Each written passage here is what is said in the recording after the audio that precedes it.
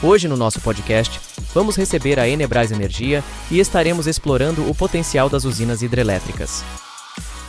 Sejam muito bem-vindos ao nosso FCcast, esse podcast que nós criamos aí para trazer conexões entre empresas de mercados diversos.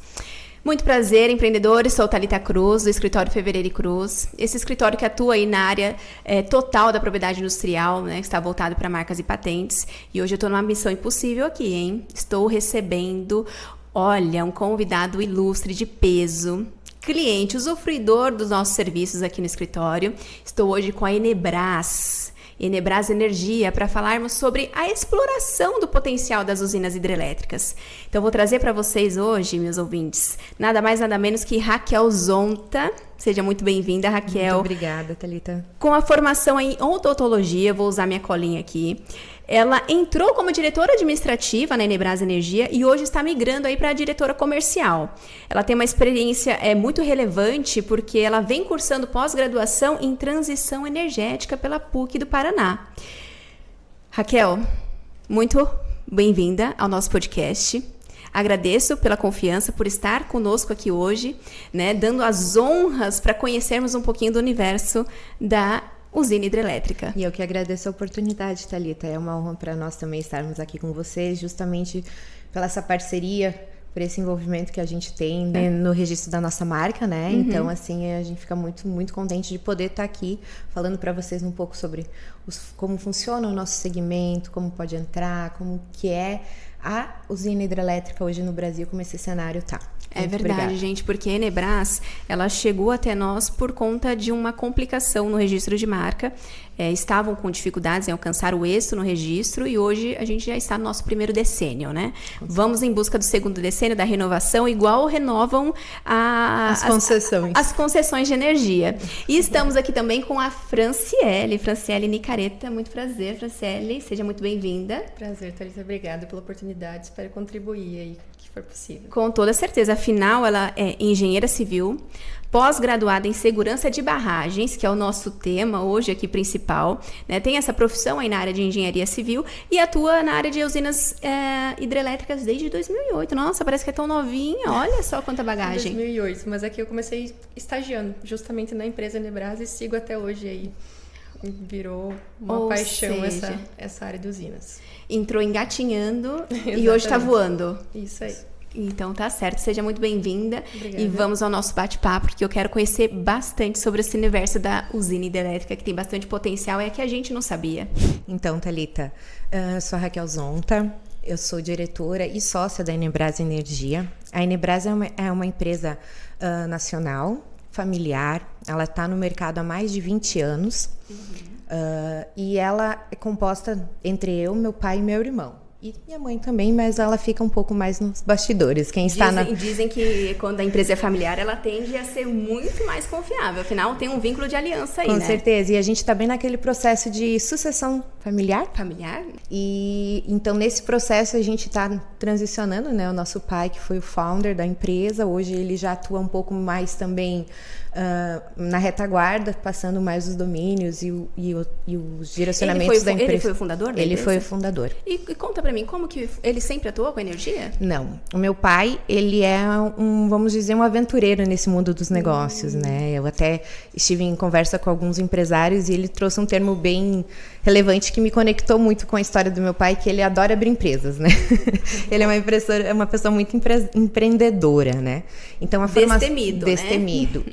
E a formação dele, ele é técnico em contabilidade. Durante 20 anos, ele teve o escritório de contabilidade. E um dos objetivos dele era que ele só ia trabalhar durante 20 anos com contabilidade e depois ia tentar diversificar. Quando estava próximo de chegar nesse período, ele já prestava algumas consultorias para os seus clientes em diversos lugares do Brasil, que hoje são empresas totalmente desenvolvidas, com grandes potenciais, e algumas delas já são também nossos clientes e investidores nos nossos projetos. E dentro disso, ele prestava serviço para uma empresa específica que fornecia turbinas para usinas hidrelétricas. E eles o convidaram para ser representante, para levar, vender, negociar o produto final dessa indústria. E nessa oportunidade, o meu pai começou a se relacionar com o segmento. E ele era muito convidado para vem aqui, eu quero comprar uma turbina. E meu pai chegava, o cara mostrava o rio, mostrava a cachoeira, tudo. E aí, eu quero pôr uma turbina aqui. Aí meu pai olhava, e o projeto? Não tem projeto, só quero colocar uma turbina aqui. Sem saber se tinha possibilidade. Porque isso, vamos dizer, lá em 2003, 2004, né? Então isso era Quem tinha usina ou estava construindo usina nessa época eram as multi, né? São os grandes grupos, Tractebel, Brookfield, são as detetoras das OHEs, que são usinas acima de 40, 30 mega, né? Então a gente pode se dizer que ele quem deu esse pontapé, esse start para o mercado. Isso, quem fazia projetos na época pequenos para PCHs, CGHs, aproveitamentos menores, existia muito pouco no mercado. Não existia muita empresa nisso e ele viu ali uma brecha. Uma oportunidade de negócio que ninguém estava enxergando. Ninguém estava enxergando. E nesse conivente a isso, o meu irmão já estava cursando engenharia civil. Olha aí os engenheiros aparecendo na história. Isso. Então, ele já viu que ele poderia casar com a empresa com a profissão do filho. Então, ele falou, não, vamos abrir uma empresa de projetos de usina. Se eu não me engano, meu irmão estava no segundo período ou no segundo ano de faculdade, quando a empresa... Quando tudo começou. Começou. Então, na época, meu pai contratou engenheiros, abriu uma empresa com investidores, outros sócios, e aí foi... prestando serviços, né? Vendendo o projeto básico que aquelas pessoas que queriam comprar a turbina não tinham. Então, foi desenvolvendo essa parte de venda. E daí, no decorrer dessa história, eu sei que o nosso tempo não é limitado, mas é uma história um pouquinho longa. Ela já tem 20 anos, então a gente tem várias fases, vários momentos, vários altos e baixos, como qualquer... E uma bagagem com know-how, assim, elevadíssimo, né? Elevadíssimo. Porque ele começou do zero... estando na área de contabilidade e foi mudando para a área dos projetos das usinas hidrelétricas, utilizando o próprio filho ali também como um braço direito para poder desenvolver os projetos, afinal ele estava cursando engenharia civil e ajudou bastante ele nesse desenvolvimento, e aí nesses 20 anos vocês só foram crescendo. Isso, e eu na época adolescente e também sempre muito ambiciosa no querer ajudar e fazer, eu já trabalhava, vamos dizer assim, eu ficava mais no financeiro e administrativo, então eu sentava do lado das meninas que cuidavam, acompanhava, ajudava a fazer contrato, faturamento, controle bancário, então desde pequena eu sempre tive envolvida nesses processos dentro da empresa. Ou seja, o empreendedorismo está no sangue da família, né? Com certeza. Ainda mais depois de toda essa história, né? E nesse processo todo de criar essa empresa de prestação de serviço, foram abrindo outras. A gente foi se tornando um grupo. Inicialmente, a gente abriu uma empresa que pertencia ao nosso grupo, que ela fazia projetos mecânicos. Toda a parte mecânica, todas as peças e hidromecânicos que eram necessários para executar os projetos civis e gerar energia, a gente começou a projetar para as fábricas, para os clientes e que vimos mais um nicho de oportunidade nisso. Era um outro grupo societário, mas fazia parte da Inebras. Quando a gente evoluiu também ali, houve a necessidade de nós começarmos a produzir. Porque daí acaba começando a encontrar as dores, né? E a gente precisava sarar uma dor que era a qualidade na produção, executar a entrega conforme um projeto, né? Com matéria-prima de primeira. Então, para a gente poder também agregar esse valor, a gente abriu uma indústria. Para desenvolver as turbinas. Para fazer turbinas, comporta, condutos, grades. Ou seja, além dos projetos, vocês ainda produzem a matéria-prima que será utilizada. A gente produziu por muito tempo. A nossa empresa, daí, durante essa trajetória, a Inebras Energia, que é a empresa de engenharia, continuou seus serviços nas prestações na venda de serviços a terceiros, né? Na área de projeto básico, projeto executivo, revisão do inventário e engenharia do proprietário. Que eram as 4 vertentes que a gente conseguia atender dentro do nosso escritório com o nosso pessoal. Ou seja, o escopo inteiro vocês conseguiam entregar do início ao fim. Isso. E aí, nesse processo, em 2019, a gente vendeu a nossa última parte da indústria, justamente porque nós optamos em focar, e vimos um grande potencial, em focar em todo o nosso força e energia, justamente na Inebras Energia, na prestadora de serviços, porque nós começamos a mudar também, virar uma chave quanto à entrega, né? Antes a gente fazia serviços para terceiros já fazia alguns anos que nós estávamos começando a investir no nosso próprio portfólio. E vocês conseguiram também enxergar novas oportunidades. Isso. E também como a gente conseguiu investir no nosso próprio portfólio, e era uma coisa, a gente não está mais trabalhando para os outros, e sim para o nosso próprio benefício, empreendimento. A gente começou com a Dona Inês, aí teve Mutum, teve Cabaçal, e foi vindo o Dona projeto. Inês, Mutum, só para os ouvintes entenderem, são usinas? São os nomes das usinas. Legal. Cada usina tem um nome. Ou seja, essas usinas são próprias da Enebras. Algumas ainda estão dentro do nosso portfólio, outras a gente já comercializou a participação nossa, é o giro, né? Algumas já estão em fase de implementação, outras já estão no final de licenciamento ambiental para início de obra, então vai muito do nível de cada projeto. Eu acho que logo, logo vocês vão entender cada fase que ela está explicando aqui, o desenvolvimento, a questão de estar ainda ou não em projeto, das licenças ambientais, porque eu tenho certeza que ela vai desmiuçar para vocês entenderem o tamanho desse mercado. Eu estou tentando dar uma breve relato da história, né? Mas é uma história que muito complexa por ser um investimento complexo. Não, mas a gente já, para nós é natural, né? Para nós já é o nosso dia a dia, já tá dentro do sangue praticamente, que tem até um ditado que fala, quando o bichinho, o mosquitinho da usina morde, não tem que morder. Mordeu, tu se encanta pelo investimento, tu se encanta pelo mercado, pela oportunidade. Afinal, né, a energia move o mundo, bem como a água, né? Isso. São duas coisas que a gente não consegue viver sem. Eu acho que ela já fez uma ótima apresentação dessa empresa maravilhosa, com um potencial muito grande de mercado, a Enebras Energia. E eu acho que agora quem vai poder explicar pra gente, tirar as dúvidas sobre o que é uma usina hidrelétrica? Como que funciona a usina hidrelétrica? Afinal, nós somos os leigos aqui, queremos entender, usar essas feras aqui para poder aprender o máximo possível. Será que a Fran poderia compartilhar conosco como que funciona a operação de uma usina hidrelétrica? O que seria uma usina, Fran? Conta pra gente. Claro, com certeza. Basicamente, uma usina hidrelétrica é um empreendimento que vai fazer a produção de energia elétrica com base numa fonte hídrica, ou seja, utilizando a fonte água, que é o que a gente tem ali. Você tem num rio, identifica que esse rio tem um potencial energético, ou seja, ele tem algumas quedas ou tem uma vazão, que é um volume d'água legal que possa gerar ali, está contribuindo para essa geração de energia elétrica. Então, em geral, o aproveitamento ele é composto por um barramento. Você constrói o barramento ali no leito do rio, que vai gerar um reservatório, que é um lago que a gente conhece e tem muitos ali pelo Brasil. E como que vocês identificam assim os potenciais rios, né, que vocês podem transformar em reservatórios? Tem alguma estratégia que vocês podem compartilhar com a gente? Sim, claro. Na verdade, a gente faz um estudo do Brasil como um todo, assim. Então, você identifica quais são as regiões ali que têm a maior capacidade hídrica, a questão de tipo de solo para servir de fundação, quais são as regiões que têm desníveis, né? Porque se você precisa ter uma queda, um desnível, cachoeiras, quedas representativas, assim, para que você consiga utilizar esse potencial por uma usina hidrelétrica. Então, o Clairton começou desde o início ali da jornada dele, viajando muito, percorrendo o Brasil de fora a fora. Na época não tinha, hoje a gente tem imagens de satélite, a gente tem tudo que é tipo mapas de recurso digitais que nos facilitam muito para a gente identificar. Na época não tinha nada, então para você conhecer um rio, a gente tinha cartas do exército, que era uma coisa bem antiga, que a gente usava como os nossos mapas de referência, e era muito de viajar, conhecer o Brasil e ir lá com o conhecimento rodar o Brasil para poder rodar o Brasil mesmo. E passamos daí a identificar que tinha regiões com maior potencial hídrico. A partir daí a gente começou a trabalhar nesses potenciais. Então, locais que a gente observava que tem um regime hídrico favorável. O que é esse regime hídrico favorável?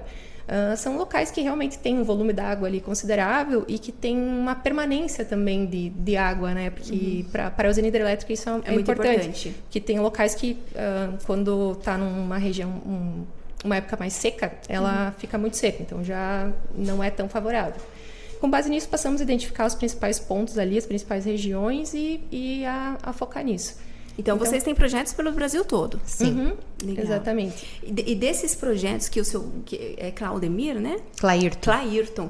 Que o Clairton, que foi aí o idealizador da Enebras, ele foi desbravando pelo mundo. Vocês têm aqueles projetos assim que vocês não enxergavam, as pessoas não enxergavam tanto potencial e ele conseguiu identificar e transformar isso num, vamos dizer assim, num apego sentimental de vocês? Eu acredito que isso foi até uma virada de chave da nossa história da empresa, né? Porque a gente entendeu que passamos por vários processos, né? E em 2020, com a pandemia, com a questão que todo mundo parou, eu nunca me esqueço, né? No dia seguinte da paralisação, eu e ele e meu irmão, a gente sentou na mesa, se olhamos e falamos, e agora?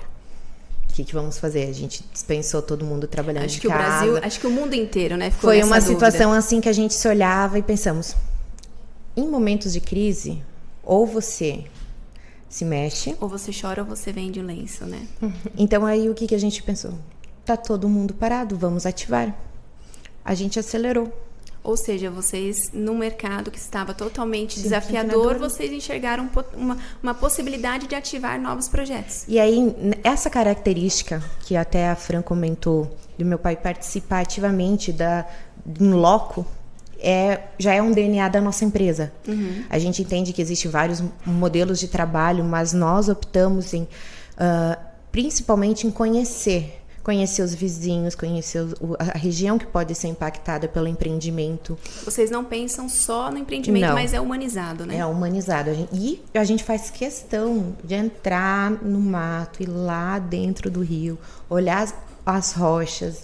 E dentro dessa análise, até meu pai chama isso de uma expedição, a gente já leva a nossa equipe de topografia, que também foi uma ramificação que a gente entendeu estritamente importante e fundamental para os nossos estudos. A gente tem uma topografia de qualidade, então hoje a topografia é feita pelo nosso grupo, a gente tem uma empresa só disso, investe em tecnologia e inovação muito grande nisso, porque é o que vai garantir a qualidade também dos projetos que a gente desenvolve. Então ele começou a fazer isso e ele aproveitou que estava parado dentro de casa e começou a viajar, que é o que ele gosta. Então, pesquisar esses lugares. Então foi levantado um histórico de projetos que estavam com as suas licenças, suas notas técnicas, né, os DRS vencidos, que estavam disponíveis para reativação.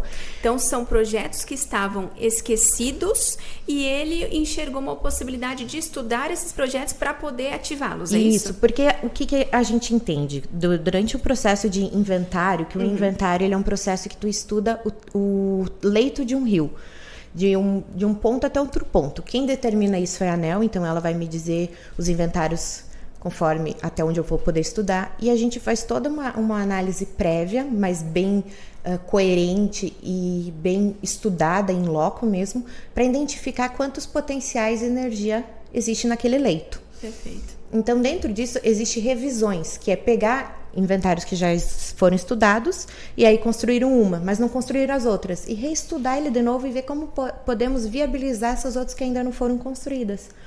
Ou ativar projetos, só o projeto básico de uma usina só, que também não foi construída, não foi levada adiante, mas por causa de algum, vamos dizer, não digo erro, mas a visão que foi feito o projeto na época, às vezes trazia impactos ambientais ou sociais que não viabilizavam aquele empreendimento. Ou talvez não foi feito um estudo tão adequado e minucioso a fim de notar a possibilidade daquele projeto estar ativo, né? É uma coisa comum também a questão deles fazerem meio que de qualquer forma ou qualquer jeito para protocolar dentro de um prazo. E aquilo fica meio que todo mundo olha, não, é inviável, nem vou ativar. E a gente acabou pegando esses projetos, indo em loco, identificando, não, realmente tem uma solução para isso, que aí entra a parte de inovação da nossa engenharia, porque a gente entende que a engenharia é uma parte técnica, né? Aquilo não muda. Mas a gente já tem o know-how de conseguir adaptar essa técnica e achar soluções que tornavam... Facilitar, né? Facilitar e tornar o projeto ambientalmente mais saudável e mantendo principalmente a capacidade energética. Mas se não consegue manter a capacidade energética, a gente consegue muitas vezes tornar ele viável ambientalmente, perde um pouco de potência, mas ainda ele se torna mais viável do que o projeto antigo. Então isso foi o nosso boom na pandemia, foi desenvolver esse olhar, trazer isso para dentro do nosso portfólio. E desde então a gente não parou mais de acelerar, vamos dizer. Não, e assim, o que eu percebo é que a todo momento vocês trazem o tema estar preocupado com o meio ambiente. Eu acho isso muito bacana, porque vocês não estão preocupados somente no resultado final, mas sim também entender se isso vai impactar de forma negativa, porque se for impactar de forma negativa, para vocês não é interessante. Não, até porque como é investimentos nosso próprio da família, que a gente coloca dentro de cada projeto, todos os riscos a gente já levanta nessas expedições. Então ali é a hora da gente cair fora ou levar adiante. Até para ativar e iniciar as expedições, se a gente observa algum fator de risco, como posso dizer, um risco social ou um risco ambiental muito impactante, o social a gente já descarta o projeto. Porque entra numa discussão muito profunda, vai criar muito atrito e acaba que isso vai desgastar e vai onerar. Então vai deixar um projeto às vezes muito mais caro para o investidor e para nós do que um projeto que não tem esse mesmo impacto. Ou seja, a gente consegue enxergar que a missão e valores deles estão totalmente, intrinsecamente ligados ao meio ambiente e à sociedade. Isso é um pilar fundamental. E já a parte ambiental é uma parte que a gente consegue, com a engenharia, achar soluções. Só se realmente há um caso muito extremo, muito específico. Que o licenciamento ambiental, ele é para viabilizar o desenvolvimento, ele não é para barrar, não é para ele me dizer que pode ou não construir. Ele tem que me dizer que eu tenho que construir de uma forma saudável e compensatória para o meio ambiente. Todos os investimentos em usinas, eles vão ter uma depredação, mas ela vai ter uma compensação muito maior. E um controle dessa compensação também muito grande, que vai mitigar todas aquelas fake news que existem em torno das usinas, né, que a gente observa muito, que ainda é maquiado pela mídia, situações que não condizem com a realidade dos empreendimentos e com a realidade de que se vê nos empreendimentos que já estão operando. E então a gente já entende que isso é fundamental para o nosso projeto. Então, o pilar ambiental e o pilar da potência de energia, elas têm que andar juntos e de uma forma saudável. Porque se eu tiver um maior impacto ambiental, o meu custo de investimento vai ser maior e o meu retorno vai ser menor. Então, não é vantajoso. Não é vantajoso. Então, a gente, antes de ativar, sempre vai com esse olhar. Conseguimos mitigar social, conseguimos resolver o ambiental, aí a gente parte realmente para o estudo grosso, para a elaboração do projeto básico, que daí vai envolver uma gama mais complexa de estudos, que não vai ser só uma engenharia por si, né? Então, a gente tem um estudo socioambiental, a gente tem estudos de sondagens, aerofotometria, que então a gente já investiu em equipamentos junto com a topografia, e drones que fazem levantamento a laser, a gente consegue mapear e trazer em 3D toda aquela região. Ou seja, empreendedores, é nítido os princípios da empresa, né? Não é à toa o sucesso que eles vêm trazendo para esse mercado da hidrelétrica, da energia hidrelétrica, né? E aproveitando esse gancho com a inovação, eles continuam buscando também novas inovações de novas fontes de energia, né Fran e Raquel? Isso. Eu acho que hoje a gente tem algum tema aí que está bem discutido, que é uma nova opção de energia, que eu acho que é o hidrogênio verde. E eu gostaria de que você comentasse um pouquinho para a gente sobre esse tema. Como que vocês... o que seria o hidrogênio verde? Então, o hidrogênio verde é nada mais, nada menos que uma reação química, né? Envolvendo a energia e a água. Que vai resultar em um hidrogênio com um selo verde. Existe dentro da gama de hidrogênio vários tipos de cores. Tem o marrom, tem o amarelo, tem o vermelho, tem o azul. Mas o verde, que é ligado à sustentabilidade, ele é voltado a partir de matrizes de energia limpa. E é importante frisar que as usinas hidrelétricas são, sim, usinas sustentáveis, renováveis e principalmente estáveis, constantes na sua produção de energia. Só que dentro disso, o que a gente observa também voltado para essa transição energética, que também está sendo muito falada, existe uma questão do armazenamento dessa energia que hoje em dia não é possível. E existe também do outro lado consumidores, vamos supor, na Europa, que devido à guerra foram bastante prejudicados quanto à distribuição de energia, porque lá a maior fonte é nuclear, ou térmica, ou a gás, né? A questão hídrica deles é um pouco mais fraca que nós. E eles queriam comprar energia do Brasil, mas não tem ainda como levar uma energia. Então, eles já produzem o hidrogênio verde lá, e eles queriam que nós brasileiros produzíssemos para vender lá. Então, ainda é um assunto que está sendo muito falado, muito discutido, muito pesquisado, principalmente pelas grandes multinacionais, principalmente para quem é detetora de eólica, solar, eles estão mais na frente desse assunto. Mas o Brasil hoje já produz o seu próprio hidrogênio verde? Ele ainda não é, ele se produz muito pouco, não chega a ser uma produção significativa. Porém, ainda tem muita questão regulamentória ambiental envolvendo isso. Ano passado, o estado do Ceará foi o primeiro estado a criar um termo de referência ambiental para se licenciar uma usina de hidrogênio verde para o porto do Ceará. Justamente porque a intenção deles é produzir o hidrogênio, faz uma transformação química para ele virar amônia e transportar ele para a Europa por navio. Tudo isso por quê? Porque o hidrogênio ele é muito estável. Então, transportar o hidrogênio em si é um pouco delicado. Então, transformando ele em amônia, transportando de navio na outra ponta, refazendo o processo, tu tem perdas de cargas, mas ainda tu vai ter o resultado final desse hidrogênio verde, que ele pode ser tanto utilizado como fonte de energia, de calor e de fertilizantes. Tá. Aproveitando o paralelo que você trouxe sobre as fake news das usinas hidrelétricas, né? Acho que é importante compartilhar com os ouvintes de que o hidrogênio verde, ele não veio para tirar o lugar, ele não está vindo para tirar o lugar da usina hidrelétrica, até porque são duas fontes de energia que elas andam lado a lado, né? Isso. Cada uma vai ter o seu potencial e entregar um resultado, mas elas são, vamos dizer assim, paralelas, né? Isso. Temos N situações dentro da área das hidroelétricas, né? Que são a questão da geração excedente de energia, que daí não tem como tu descartar e tu jogar dentro do sistema nacional. Isso acaba sobrecarregando, ou ir para o investidor não é vantagem, porque há uma perda ali na receita, porque quando você entrega mais do que a usina pode gerar, isso também não é interessante para o sistema, e eles não pagam o mesmo valor do que a energia que tu já está contratada a entregar. Financeiramente você tem uma perda, isso? Tem uma perda.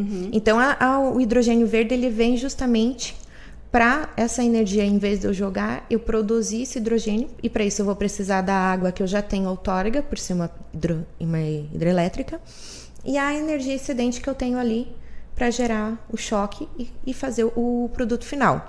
Ou seja, elas trabalham em conjunto. Trabalhos em conjuntos. E aí, dentro desse cenário, não vai ser necessariamente a hidrelétrica que vai fazer esse processo, porque isso é uma cadeia.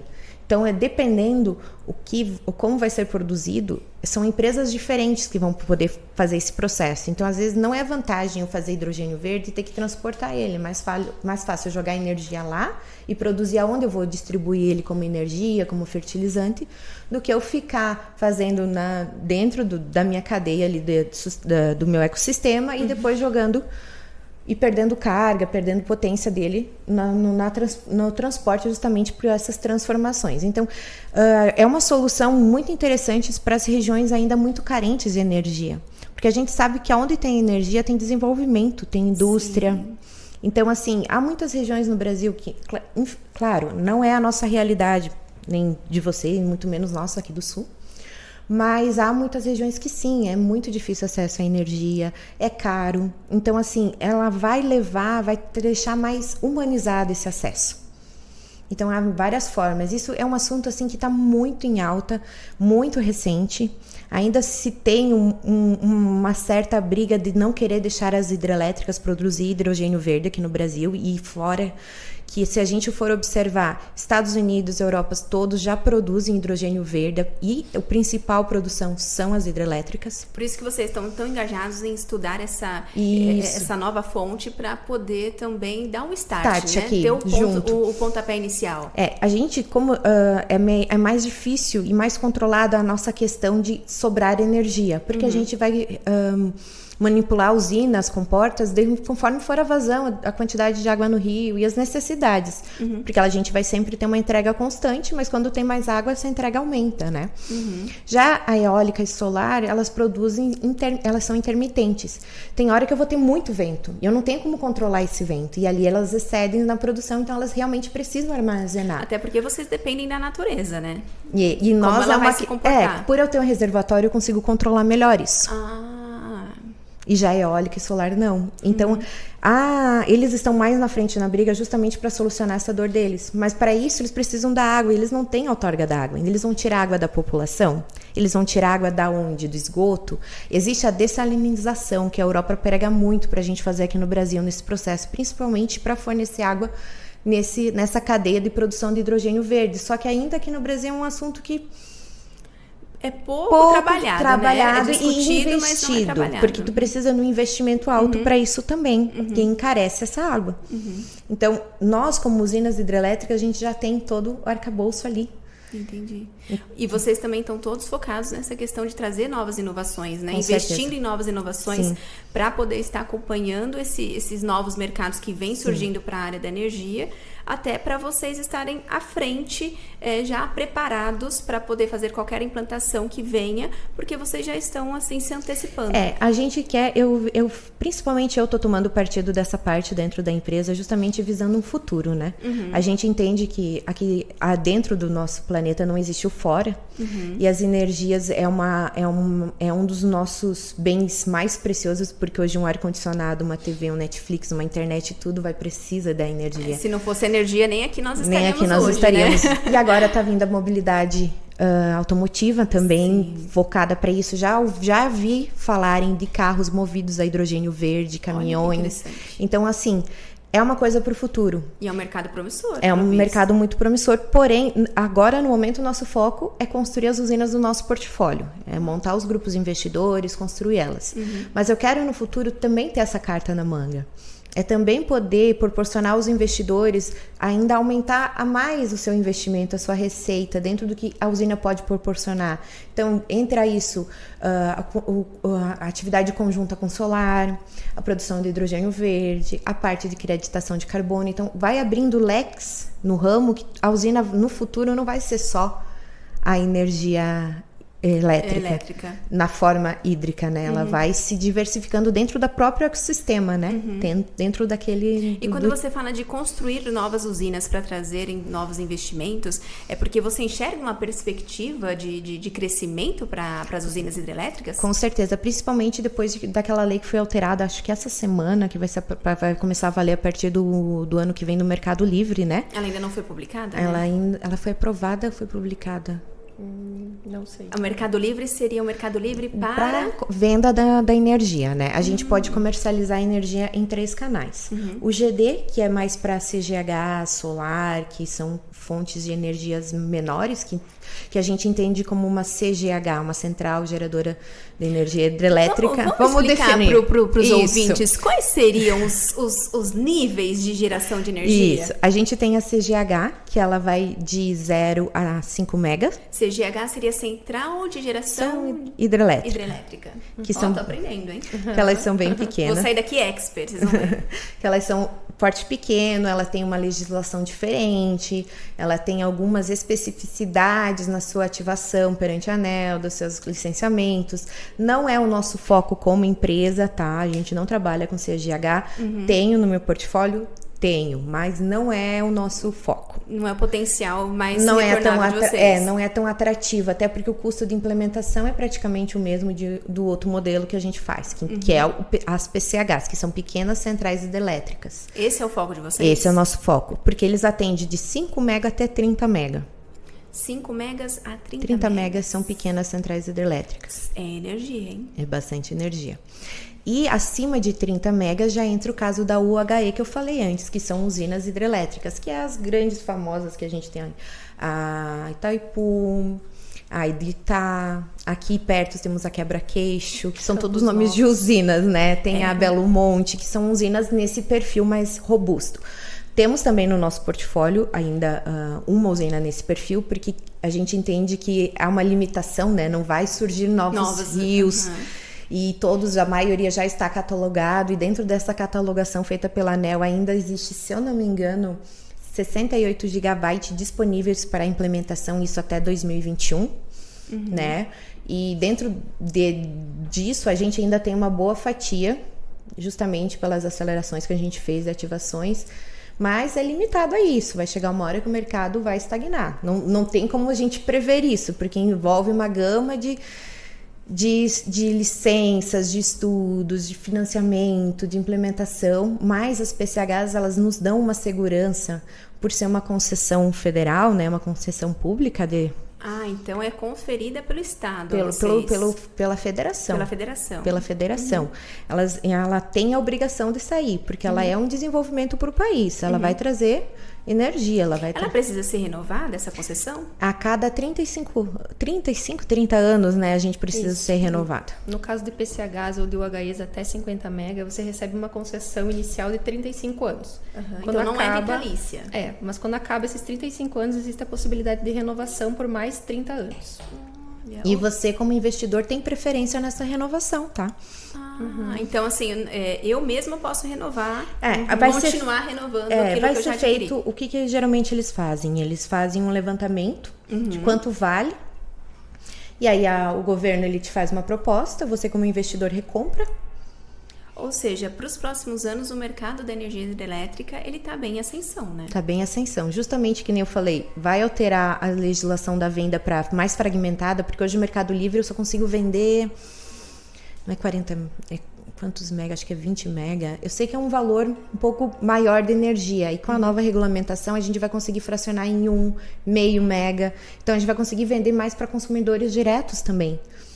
Ou seja... Vai aumentar ainda mais as possibilidades de venda. E o Mercado Livre é uma bolsa, né? Então, ali é negociar com o consumidor.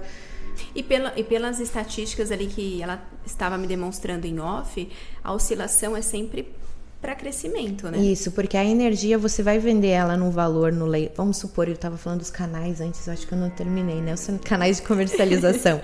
A gente tem um canal que é o leilão da ANEEL, que é um leilão regulamentado pela federação, que ali você vai poder disponibilizar a tua energia para venda. Existe um lance mínimo e... Então, você que adquiriu uma cota ou um mega, você pode disponibilizar o seu mega para venda também. A usina, né? A usina, o grupo todo vai disponibilizar uma fatia. A gente entende, né, que não tem como a gente ficar dependendo somente de uma receita. Só que o leilão, ele é o mais atrativo e o mais seguro porque ele dá um contrato longo de venda. E dependendo do estilo do leilão, acho que a Fran também consegue explicar melhor, -3, eu acho. Existem os leilões a menos de energia nova, no caso, que são as usinas que ainda não estão em operação, você já pode começar a vender elas. Então, são os leilões A-3, que é para que você vende para começar a fornecer energia daqui a 3 anos. E também tem os leilões A-4 para 4 anos e A-5 para 5 anos. Também tem a A-6. Elas não estão operando, mas elas já possuem as devidas licenças ambientais para poder futuramente gerar essas energias, né? Exatamente, elas já têm uma certa viabilidade garantida, né? No caso, você já tem que ter uma licença prévia, já tem que ter uma declaração de reserva de disponibilidade hídrica, que é uma autorização para você utilizar a água daquele rio. Então, já é uma questão que já está mais viabilizada, e aí você também já consegue ali fazer essa venda antecipada mesmo à construção da usina. Então, você já vai construir aquele empreendimento já sabendo que você já tem... O resultado é certo, né? Exatamente. Bacana. E isso é muito atrativo até para a questão financeira, né? A questão de tu estar financiando o empreendimento. Hoje, não é tão atrativa essa questão no nosso cenário nacional devido às altas taxas. É muito mais viável financeiramente tu estar buscando esse recurso, capitalizando não 100% da obra, mas uma boa fatia junto às instituições financeiras, por causa que, como tu já tem essa garantia da energia vendida, já é muito mais atrativo para o banco, né? Eles entendem que vai estar recebendo. Então, pelo que eu estou percebendo aqui, Raquel, isso seria uma fonte de investimento, né? E pelo que eu estou escutando de vocês, é uma fonte de investimento bastante rentável, né? Sim, é um investimento que ele tem uma renda fixa a longo prazo. Além do valor da energia ser reajustado anualmente, então vamos usar o exemplo de um estudo da Comerc, que é a empresa que faz os leilões, porque a gente... contrata para ser nossa assessora na parte dos leilões. Elas nos manda alguns dados atualizados todo ano então, vocês vão acompanhando o mercado. O mercado, como que está sendo o cenário, principalmente dos leilões. Então, ali a gente observa que uma energia vendida lá em 2005 a R$ 99,00, hoje, essa usina, em julho desse ano, ela recebeu 230. A mesma energia. Ou seja, é uma crescente. Sim. a rentabilidade, se você for observar, também foi a curto prazo, né? Sim. Ela trouxe um retorno aí financeiro. Raquel, você estava contando para nós as formas de venda, né, dessas energias. Nós falamos aí do Mercado Livre, da geração distribuída. Existe mais alguma forma de venda? Então, existe a forma através dos leilões, que são regulamentados pela ANEEL. Leilões de energia? Leilões de energia, onde a gente disponibiliza uma porcentagem da energia que ainda não está sendo gerada, ou já está gerada, mas num cenário de energias novas que não estão geradas, existe vários formatos de leilões, que eu acho que a Fran depois pode complementar melhor esses formatos. E aí, nesse caso, são contratos mais longos que vão te garantir uma receita a longo prazo, né? Então, por isso que é muito interessante esse perfil de investimento, que você vai ter uma fatia da tua receita a longo prazo já vendida, há 20 anos, 25, isso vai depender do contrato do leilão. Você pode também ter uma fatia, vamos usar uns exemplos, 40%, 50% em leilão ou 80% em leilão.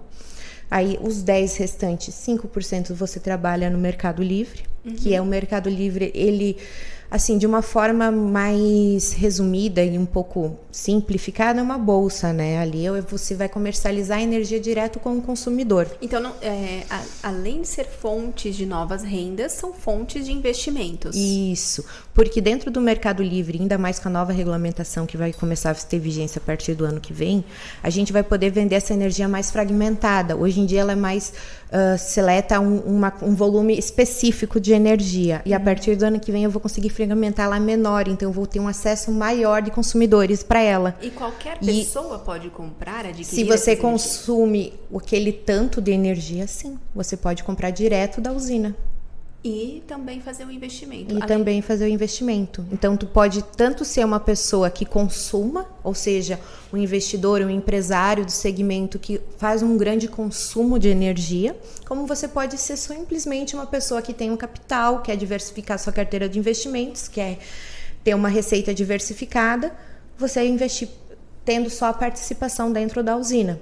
Porque além dessa receita, dessa renda fixa a longo prazo, ela tem um baixo custo operacional, e isso é algo muito atrativo. Hoje em dia, quem é empresário, quem tem indústria, a gente sabe o quanto lidar com pessoas é oneroso, é também desgastante, e a questão da usina ela é uma questão de baixo custos operacionais. E traz benefícios fiscais, assim, Para a implementação, sim. Olha que legal. Na implementação, a gente tem, dependendo também os estados, tem algumas políticas que favorecem bastante os investimentos na área.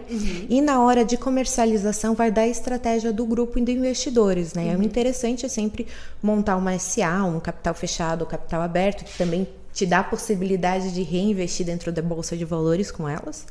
Mas você também tem os benefícios tributários que esse tipo de sociedade te beneficia, né? Principalmente porque ela, dentro da regulamentação da ANEEL, a detetora de um ativo, ela tem que ser uma SP, ela tem que ser uma sociedade para fins específicos. Ela não pode ser qualquer coisa. Então, ser um ativo que faz outras coisas. Não, ela tem que ser nesse perfil. Tanto para construir e para depois gerar e distribuir, né, essa energia. Já que você entrou nesse tema de investimento, você pode explicar um pouquinho para os nossos ouvintes, aqueles que estão interessados talvez em entrar para esse mercado de investimento, como que funciona as cotas de investimento nas usinas hidrelétricas? Assim, eu posso falar como nós, Enebras Energia, lidamos com isso. Vocês mesmos são investidores, né? Nós somos mesmos investidores e dentro desse cenário, desse mercado, existe várias formas, existe vários grupos, existe vários modelos de você ingressar. Ou seja, tem oportunidade, opções para vários perfis de investidores.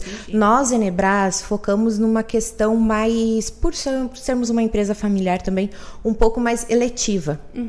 Então, os nossos grupos de usina, eles são geralmente fragmentados em uma cota que seria 1 mega. Isso varia no tamanho do projeto, porque se eu tenho um projeto de 20 megas, não faz muito sentido eu colocar 20 sócios dentro desse grupo. E aí a gente entra no que falamos lá no início, sobre os projetos de usinas que vocês vêm desenvolvendo, mas vocês também já têm algumas usinas em operação que vocês têm disponível à venda de cotas, né? A gente tem usinas em fases de implementação. Como eu falei também lá no início, a gente é uma empresa que há pouco tempo voltamos a atenção totalmente para o nosso portfólio. E a aceleração maior foi em 2020. Então, antes disso, a gente prestou muito serviço para terceiros. Então, temos usinas em operações de nossos clientes. Estamos fazendo até a gestão da obra, a última gestão para terceiros, que é um cliente já sendo a segunda usina dele, e ele já é sócio com nós em mais outros 5 projetos, eu acho. Ok. Por aí. E assim, a gente acaba que cria um elo e ele queria que a gente fizesse a gestão dessa usina, que é 30 mega para ele, tá até no final da obra, então a gente fez. Mas a partir de agora, entregando essa usina em operação, a foco é totalmente para a construção das nossas, do nosso grupo. Porque o que hoje a gente observa? Da ativação de um projeto até a gente conseguir colocar ele lá, tirar as pedras, começar a escavação e realmente tirar do papel e fazer a obra sair, vai em torno de uns 7, 8 anos, assim. Mas a gente já pode dizer que a Enebras vai ser a maior detentora de usinas do Brasil, né? Olha, de volume eu acredito que sim. Olha que maravilha. Não digo de potência, porque as potências da HI são maiores, né? Mas de PCH a gente tem no nosso portfólio uma somatória de mais de 400 megawatts. Mas o bacana é que vocês estão trazendo oportunidades de investimentos para quem não é multi. Bem isso. Né? A gente dá acesso para todos os perfis. Como eu estava te falando, dentro de um projeto de 20 megas, a gente fragmentou algumas cotas em 1, e agora a gente trabalha mais no conjunto de 3, 4 cotas ou 10 cotas, dependendo da sagacidade do investidor, né? Outra coisa que também a gente também tem essa possibilidade é a venda de 100% do projeto. E essas cotas são regulamentadas, né? Isso é Sim. importante até para o investidor sentir confiança. Até para vocês entenderem, dentro da nossa empresa, todos os projetos, eles vão amadurecendo, né? Eles vão passando as suas fases, os seus riscos. Quando a gente já tem o ok da ANEEL, o DRS, o despacho dizendo o projeto de vocês está correto, é viável, pode licenciar, a gente ali nesse momento transforma esse grupo de investidores que entraram no risco com nós numa SPE. Então ela cria um CNPJ, um nome, e a partir desse momento esse CNPJ vai ser detetora. Nós entramos com a nossa participação através da nossa holding e os sócios cada um do seu formato como querem, né? Então o perfil de investidor pode ser aquele mais conservador, como também pode ser aquele mais arrojado. Porque dentro do meu portfólio eu tenho projetos em vários estágios de maturidade. Eu tenho projetos que já tenho a licença prévia. A gente considera que a usina já existe a partir do momento que você já viabilizou ela ambientalmente. Então, a licença prévia já me dá uma garantia que eu consigo ambientalmente construir essa usina. E tenho o aval do órgão público para isso, regulamentando isso. Eu tenho um leque, uma gama de projetos que já estão protocolados seus estudos ambientais, já estão em fase final de análise, então... esse ano a gente já teve 5 licenças, a partir do ano que vem vai vir também mais 5 e assim sucessivamente. A gente está olhando para o nosso futuro, que a partir do ano que vem a nossa meta é todo ano estar saindo com 2 obras. Então dessas 5 que eu já tenho licença, eu tenho 3 anos ali de starts em obra, e fora as outras que estão aguardando, que acho que, se não me engano, dá umas 12 usinas que a gente está aguardando vir as licenças ambientais. Tá. Fora isso, eu também tenho projetos que eu estou fazendo estudo ambiental, que é uma fase que ainda tem um risco, e depois eu ainda tenho um bom leque de projetos que eu preciso iniciar o estudo ambiental. E eu ainda tenho lá na última ponta do nosso portfólio os projetos que são os inventários, são aqueles estudos que a gente estudou um trecho, identificou várias potências, e aí dentro... Que estavam esquecidos, né? Ou na verdade não estavam sendo olhados, né? A gente conseguiu identificar que eles eram viáveis e fez o estudo. A gente, esse ano, protocolou bastante estudo de inventário e revisão. E dentro disso a gente tem preferências por alguns potenciais e outros vão para algumas formas de concorrência para conseguir se ter, mas os melhores a gente, por ser estudado, o leito, a gente tem esse direito de preferência desses projetos.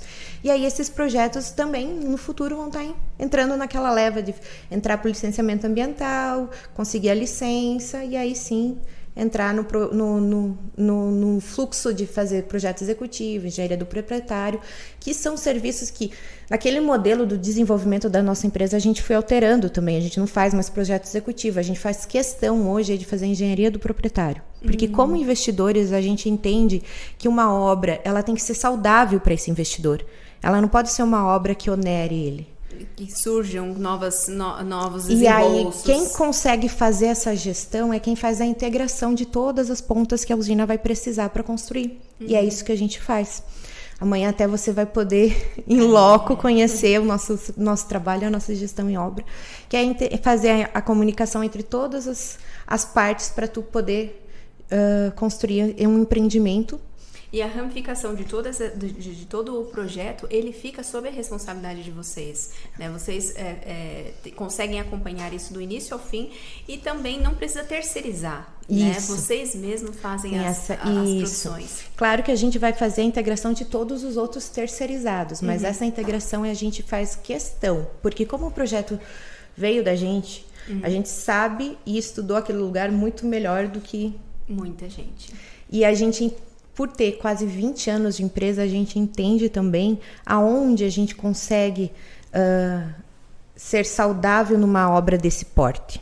Porque a gente aqui está falando de uma obra que hoje em dia tem um custo de 8,5 milhões. E esse valor, a ANEEL está me dizendo, que é um custo que ela, dentro da regulamentação dela, ela entende que a média no Brasil custa isso para tirar uma usina, 1 mega do papel. Então, uma usina, vamos supor, de 20 mega, ela vai ter 160 milhões para poder construir ela. Um modo grosso.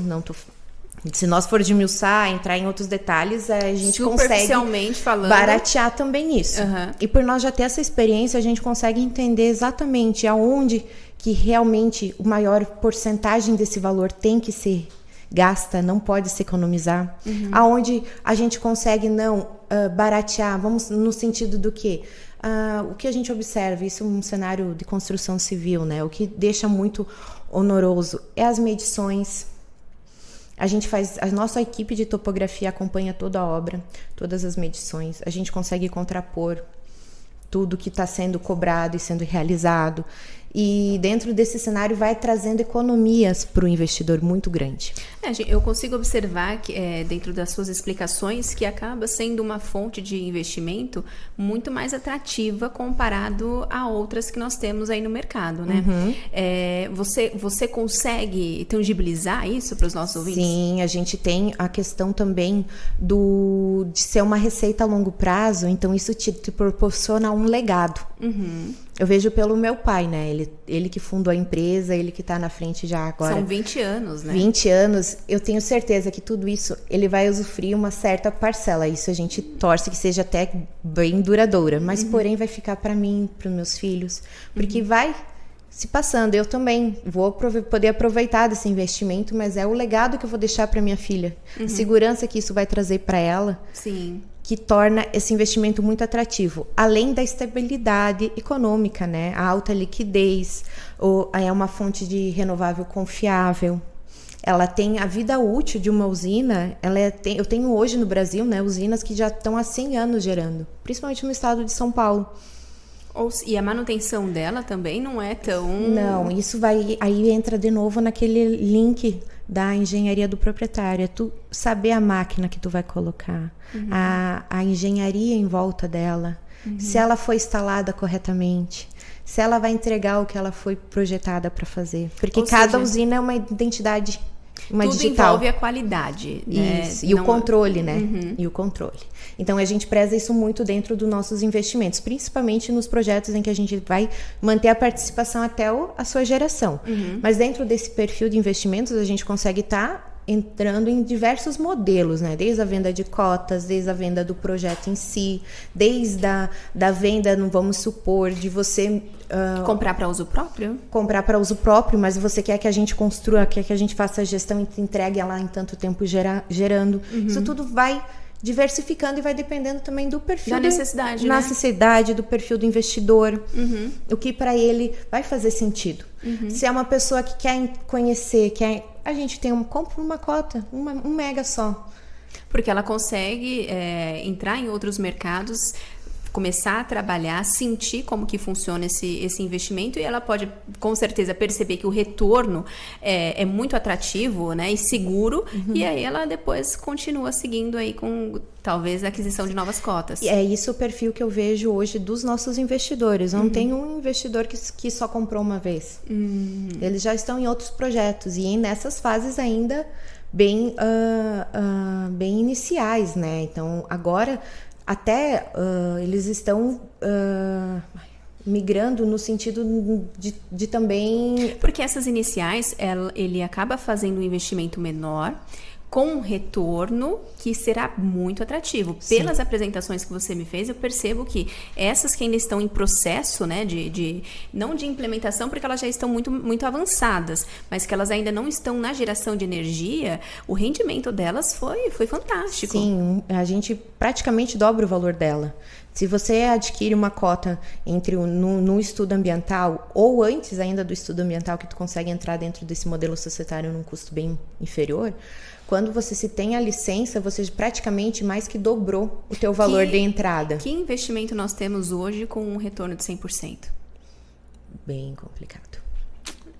Eu acho que são pontos que a gente precisa observar e dar bastante atenção. E se a gente for observar a questão do dispense para construir e a receita líquida dos 35 anos ali da concessão que você vai ter, ela tem uma valorização de mais de 400%.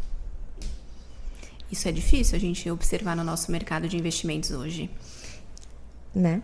E a questão dos riscos que eu andei falando nos outros comentários, a gente, como tem esse portfólio bem robusto, diversificado nas questões das cotas individuais, a gente consegue absorver esse risco totalmente para a empresa. Porque, vamos usar um exemplo, adquirir uma cota que ainda não está licenciada ambientalmente. E acontece fato maior que acaba viabilizando ela ambientalmente a encontrar uma espécie rara, né? Alguma outra coisa que impeça, né? Não vamos citar poréns, mas acontecer algo nesse sentido, a gente consegue remanejar a tua cota para outra usina na mesma potência. Ou seja, a gente não perde o investimento. Vocês remanejam para uma outra usina que esteja gerando, produzindo. Ou na mesma fase que você está com a que você adquiriu, ou um pouco mais avançado. Claro, isso tudo dentro de uma proporção financeira, né? Porque você vai ter um valor de entrada e tudo, mas dentro de uma negociação a gente consegue te relocar lá. E é uma garantia, né? Isso é uma garantia que vocês oferecem para o investidor, né? É uma garantia que a gente oferece. Isso a gente não vê no mercado. Isso é realmente uma coisa que eu, meu pai e meu irmão se propomos a fazer. Porque como a gente acredita muito nos nossos projetos, como a gente acredita muito no que nós, como famílias, estamos investindo, a gente quer passar essa segurança para quem também acredita em nós, para quem também quer investir, quer entender esse mundo, quer ter esse retorno. E se a gente, agora, claro, a gente só está olhando para a questão financeira, que ela é muito atrativa. Sim. Mas a gente também não pode esquecer o legado ambiental que essa usina vai trazer. O legado social. A gente observa que as regiões onde se tem usinas hidrelétricas implementadas, os municípios todos aumentam o IDH. Todos. Você traz turismo, né? Você consegue trazer turismo, geração de emprego, saúde ambiental, educação ambiental. A gente consegue atingir, impactar todas as pessoas que vão ser atingidas diretas ou indiretamente por esses empreendimentos. O resultado é positivo sempre para a sociedade como um todo. Para a sociedade e também é positivo para o meio ambiente. Que foi aquela questão das fake news que antes eu dei um pouco mais explanada com você. Justamente porque a usina, durante toda a sua vida útil, ela obrigatoriamente tem que ficar monitorando vários aspectos, tanto da área de preservação, quanto da qualidade da água, da ictiofauna, que é a questão dos peixes, dos seres vivos aquáticos, a fauna, a flora, e tudo isso a gente vai ter que acompanhar constantemente, com relatórios, com campos, identificou que uma muda que eu plantei na área de reflorestamento não vingou. Eu tenho que substituir. Ela cresceu tantos metros, eu tenho que botar no relatório quanto que as mudas estão crescendo, que nível, que estágio que está a vegetação, e garantir que ela seja toda cercada, que não vai ser depredada. Isso ninguém analisa, fora a qualidade da água, que eu tenho que também anualmente ficar em diversos pontos, que daí isso o órgão ambiental vai me solicitar. Eu, geralmente antes do barramento e depois, né, para a gente acompanhar como que a água está se comportando durante o processo da geração da energia. Então a gente faz esses monitoramentos justamente para sempre estar renovando a licença de operação e mantendo o ecossistema saudável. Eu acho também, né, Raquel, que as fake news, elas surgem diante daquelas que não enfatizam tanto o controle e a qualidade como vocês. E aí é onde surgem os problemas e as pessoas acabam generalizando isso para o mercado da usina como um todo, né? Mas esquecem que existem empresas idôneas que desenvolvem um controle de qualidade 100%, porque é uma missão deles, né? São os valores da empresa. Eu entendo que acaba refletindo negativamente, mas eu acho importante trazer para os ouvintes que a usina hidrelétrica ela é um potencial para toda a sociedade, porque ela nos garante a água, nos garante a energia e vai manter a sobrevivência, né, e a geração ali de novos negócios para o mercado como um todo. Quando eu falo novos negócios, são novos empregos, o desenvolvimento, né, é aquilo que você acabou de trazer. Então, desmitifica um pouco essa questão do fake news, esse olhar negativo que as pessoas têm das usinas hidrelétricas. Eu acho isso muito importante.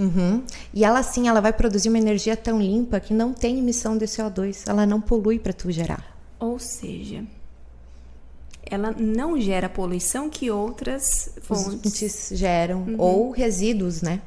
Ela não tem resíduo. Ela vai ter o resíduo da implementação, mas ele é reaproveitado, vamos dizer. A gente consegue, dentro da cadeia da obra, fazer todo o reaproveitamento dos materiais. Acho que até a Fran consegue falar um pouco mais, né, Fran? Fran, explica aqui um pouquinho para mim. A usina hidrelétrica, ela tem descarte de alguma matéria-prima, de resíduo? Não, durante a geração não existe isso. Ela é uma fonte de energia renovável, a gente limpa, utiliza né? a água, usa durante ali no processo de geração e a água é novamente devolvida ao rio. Então não temos esse tipo de descarte. Durante a obra, claro, é uma obra, então a gente tem toda a implantação. E aí como que isso é conduzido na obra? A gente faz todo um processo, um planejamento, e existe todo um plano básico ambiental que a gente implementa durante a implantação da obra para acompanhamento de tudo. Então, qualquer resíduo é classificado, direcionado para um órgão, tipo, tudo dentro de um licenciamento. Tudo regulamentado, né? Coletado por uma empresa específica, tudo levado para uma fonte, para um descarte adequado. Então, tem um acompanhamento bem rígido em cima disso. E esse descarte não vai agredir o meio ambiente, né? É um descarte de uma obra comum, convencional. Assim, não tem nada de muito específico para a usina. Então, é tudo muito, muito cuidadoso nesse ponto. Hoje, os órgãos ambientais, há anos atrás, como era em todas as áreas, não tinha tanto cuidado como tem hoje. Hoje tem uma legislação muito rígida. Muito forte, né, em cima, né? Muito forte. Então, a gente tem um acompanhamento constante, multidisciplinar na obra. Tem o pessoal ambiental, tem o pessoal da arqueologia, tem o pessoal da civil, tem o pessoal, então é muito... São várias frentes para poder fazer com que o projeto seja limpo, né? E dentro ali de manter o meio ambiente saudável do início ao fim. Exatamente. Nossa, bem bacana. E também tem a questão de, dependendo da região onde está sendo implementado, a gente consegue reaproveitar até os próprios materiais que são, não digo extraídos, mas nem na questão de uma detonação de rocha. Essa rocha a gente consegue britar ela e utilizar ela na própria construção da usina. Sim, sempre que possível a gente faz o balanceamento de materiais. Então, por exemplo, a gente tem que escavar um canal de adução para conduzir a água entre a barragem e a casa de força, para levar lá para as turbinas. Então, todo aquele material, tanto o solo quanto a rocha que a gente está escavando, a gente faz uma análise bem criteriosa ali sobre a qualidade desse material. E o solo pode ser utilizado, às vezes, em alguma ombreira da barragem, no próprio corpo da barragem, se tem alguma ombreira em solo com enrocamento. A rocha também é utilizada lá. E muitas vezes, quando a rocha é de qualidade, a gente consegue aproveitar, fazer a britagem desse material e utilizar na fabricação do concreto. Então, dentro do possível, a gente vai otimizando toda a produção da obra, o que diminui os custos de implantação e também os impactos como um todo, né? Ao invés de você ter que buscar, às vezes, rocha lá numa outra região, você vai detonar num lugar e já vai utilizar aquele mesmo material na própria obra. E isso também traz o benefício financeiro, né? Porque você tem toda uma redução de logística, de custos. E assim, isso é uma experiência saudável, né? Isso torna a Abra saudável. E nós, como uma empresa que temos esse know-how, a gente foca muito isso nos nossos investimentos. Tanto na área ser saudável, na área de projeto, quanto na área de implementação.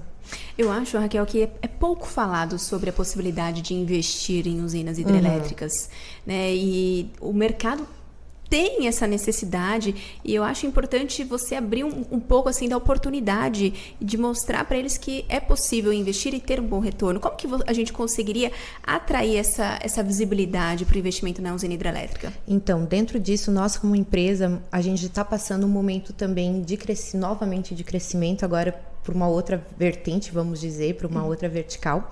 Mas dentro disso a gente está se organizando, a gente tem cotas disponíveis no mercado para aquisição em diversos perfis desde com licença ambiental, cotas em fase de licenciamento ou com estudo já protocolado. E dentro disso também a gente está organizando planos de negócios, business plan, um modelo que já é feito muito pelo ramo imobiliário. Então nossos projetos já tem um projeto piloto que está sendo elaborado nesse molde e depois vai ser replicado para todo o nosso portfólio.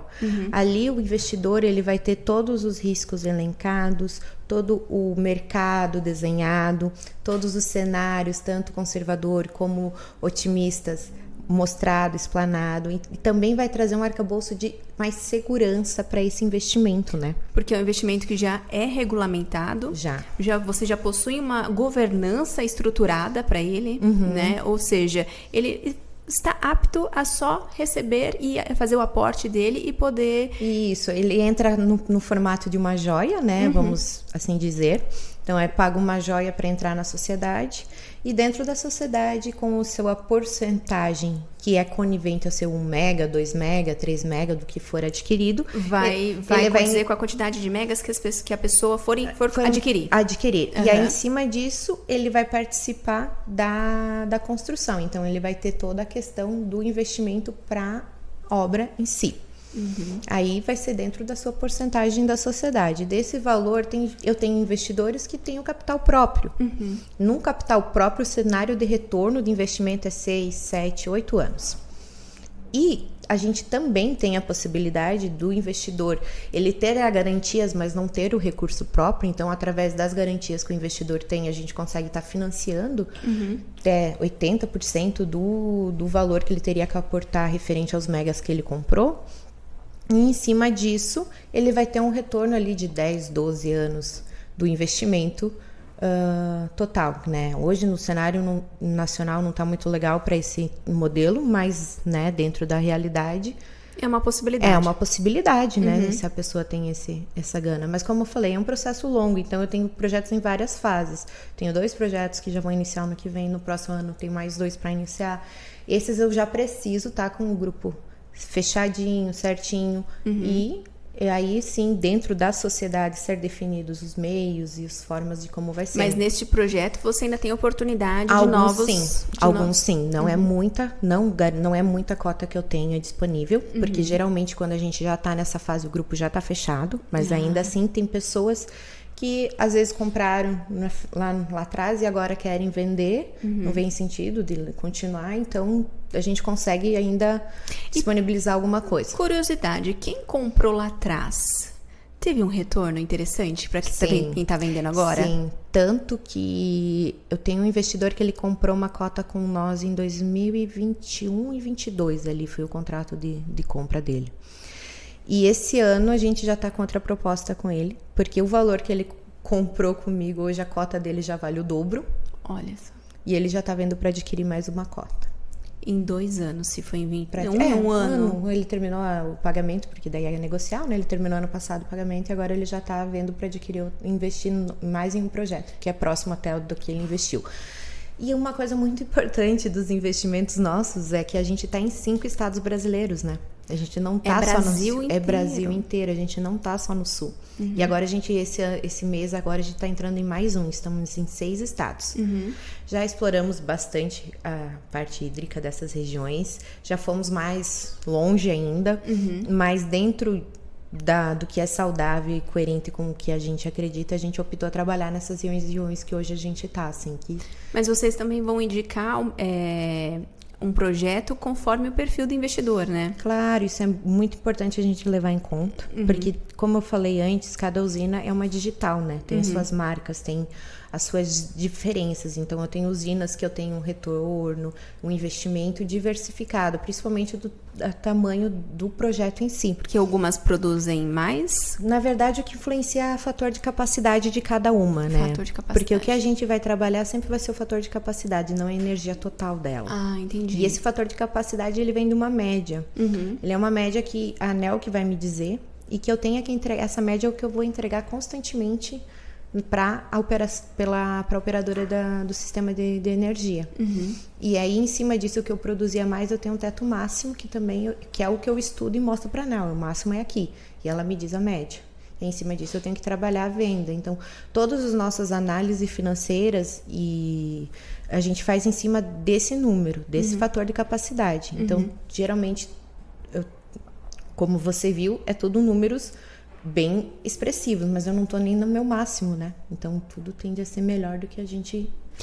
Se quem investe uma vez está voltando a reinvestir e a adquirir novas cotas, é porque o investimento não é ruim, né? Não. Geralmente, quando o investimento é ruim, a pessoa ela tende a não reinvestir naquele projeto. Isso. Não é o cenário que eu estou observando aqui, se eu não estou enganada, né? Não, é bem comum mesmo.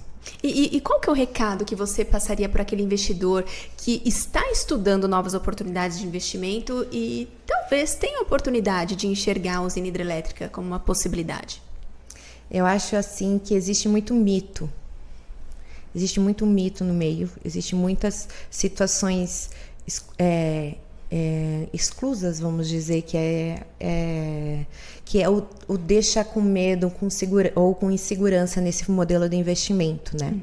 Mas dentro do que nós, como empresa, como família e como uma geradora de energia, além da oportunidade, a gente entrega tranquilidade para quem investe com nós, justamente por todos esses riscos mitigados que a gente absorve para nós, pela nossa experiência. Então, tudo isso contribui para nós mudar esse cenário, para tirar essas maquiagens que foram colocadas justamente por crenças, por situações atípicas e por também ideologias, vamos assim dizer, que nada mais são do que achismos, né? Sim. Porque se tu for olhar, tem muita prova contrária disso, né? A gente consegue derrubar todos esses achismos facilmente. Acho que, infelizmente, hoje as fake news, elas pegam todas as áreas. Pegam. Né? E as pessoas, elas precisam buscar mais informações idôneas, fontes confiáveis, antes de tomar as suas decisões, né? De já implantar um pensamento, um olhar negativo, ela precisa estudar um pouquinho melhor, saber se aquela fonte é confiável, se aquela história realmente é verdadeira, para depois tirar suas conclusões. Isso, conversar com as pessoas, né? Que são de dentro do mercado, né? Isso, claro que o acesso às grandes é meio mais complicado a isso, mas existe bastante produtores de pequenas centrais hidrelétricas e que,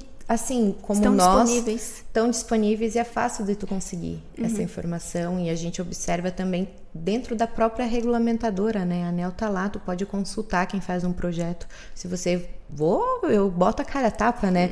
Você pode colocar lá Enebras, projetos de usinas hidrelétricas, tu vai conseguir ver todo o meu portfólio dentro do site da ANEEL. Todas as informações são públicas, a obra é pública, a contabilidade da obra é pública, é tudo aberto. O quadro societário ele tem que ser estritamente idôneo, tem que ser estritamente de qualidade, porque não é uma obra de concessão. Qualquer interpasse ou de várias esferas que isso pode acontecer, podem prejudicar o empreendimento. Sim. E a gente, por estar tanto tempo, eu acho que a Fran, desse lado, pode até concordar comigo, a gente já teve alguma negativa da ANEEL? Não. Não temos isso. Observem que eles são feras, né? Não teve nenhuma negativa da Enel. E ainda assim, dentro do nosso histórico, a gente já disputou projetos com multis e ainda conseguimos ganhar vantagem, tanto na qualidade, eles não conseguiram derrubar, os argumentos deles não foram suficientes para nos tirar do direito de usufruir do aproveitamento. Assim. Não, com certeza. Eu acho que você citando sobre as fontes públicas, né, que estão abertas ali para serem pesquisadas, além da pesquisa, eu acho interessante essa oportunidade, essa porta aberta que a Enebras deixa para vocês ouvintes para tirarem as suas dúvidas, né? Utilizar essas fontes para trazer questionamentos, para poder entender, se informar melhor. A gente observa também, a gente está presente em vários associativismos do segmento. Então, somos associados da PESC, que é aqui de Santa Catarina, da Abra-PCH, que é uma associação a nível nacional, da Abragel, Sindenergia. São inúmeras. Inúmeras, eu não consigo agora de cabeça citar todas. E dentro disso a gente participa desses movimentos justamente para, junto com os nossos parceiros, com os nossos colegas... Levar informação, né? Levar uma informação de qualidade a todos. Então, se... também tiver alguma dúvida, esses órgãos estão disponíveis. Tem pessoas preparadas para responder, atender as dúvidas. A gente faz convenções. É fácil estar se inscrevendo e podendo participar e conhecer mais o segmento, conhecer outros modelos de negócio, né? Eu consigo falar sobre o meu, mas eu sei que dentro desse movimento econômico existe várias formas de você estar ingressando e investindo, né? Então, a gente optou por esse caminho que faz sentido para o que nós acreditamos, né? Mas existem inúmeros outros aqui no mercado, principalmente aqui na nossa região. Acho que é uma coisa muito importante que eu não falei, que toda a cadeia de construção de uma usina ela é nacional. Todas as etapas, desde a da parte de hidromecânicos, turbina, painel elétrico, conexão, é toda feita no Brasil. Ou seja, ainda é uma empresa que mantém suas raízes, utiliza das suas próprias fontes disponíveis no mercado para poder continuar levando energia. E desenvolvendo o país, principalmente. Com certeza. Bom, ouvintes, hoje nós estivemos aqui com esse bate-papo incrível, né? Explorando o potencial aí das usinas hidrelétricas. Fran, foi uma honra poder te conhecer, ouvir um pouco do seu conhecimento da área da engenharia civil, trazer um pouquinho pra gente do entendimento do que é a usina hidrelétrica, né? Acho que as pessoas precisam disso. Então, essa fonte também é para vocês que querem conhecer um pouquinho o mercado, né? A gente tá batendo esse papo justamente para levar o conhecimento aberto, num linguajar fácil, né? Sem muita técnica, falando a língua de todos. Então, fiquem à vontade para comentar, para entrar em contato com a Enebras.